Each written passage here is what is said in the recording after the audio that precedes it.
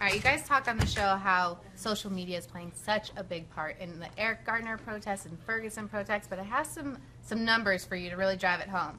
I can't breathe.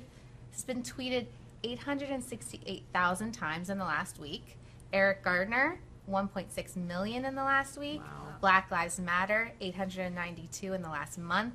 Ferguson, 6.7 million in the last month. So how do you think social media is changing this, you know? It helps evoke change. It does. Absolutely. We saw it firsthand a few years ago and up until today with the No Hate campaign. Right. We, the younger generation today, and they look at hashtags and they look at social media as almost as their television. Exactly. And it really does impact them. And I think something like this now, why they can actually go on the ground, and look, for instance, through like videos that you posted of you in the Los Angeles protests and looking at the Washington, D.C. protests and all these protests, right, and get a better understanding for what we should be advocating for, it can really influence change. And I think that's amazing. It's like when those videos go viral. People listen, they look, they listen, they learn. And I learned about the protests that I did this weekend on Instagram. Right. And it was like, I noticed that it was a peaceful protest. I noticed that they were, right down the street too. And, it was we're all black and be peaceful and just have your voices be heard. And then you're spreading more awareness. And so it kind of frustrates me when people are like, well, what do you hope is gonna happen? You're just walking down the street, like what's gonna come of this? And it's like so much comes from this. We're all having the conversation.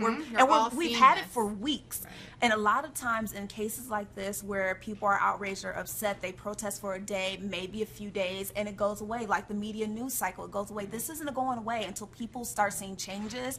And on a grander scale, we need like government changes. And this, I really feel, and I put it on Instagram, I believe and I feel that things will absolutely change just because of this. Yeah, well, it does influence social norm. It does. It really, really does. But I loved that, hearing the positivity, because I feel like that we heard a lot of negativity with some of the Mike Brown protests. But hearing that, from Deborah, who was on the show tonight, she was in New York, protest, and she said that the police officers were communicating with the protesters. You said that they were protecting you, and I think that's aspiring to hear that. And even like I saw a guy as I was leaving. This guy came over with his phone, and I just happened to take a glimpse of the phone, and he had pulled up a picture of his father, who was a police officer, and he was just talking to the police officer like, yeah, I respect you guys. My dad served. Like, this isn't about all cops. It's about the bad ones. Right. And I think we can all be on the same page. No one wants racist, aggressive cops on the street. I think we can agree on that. Well, there needs to be reform in general. Absolutely. In general, across the board. And I think,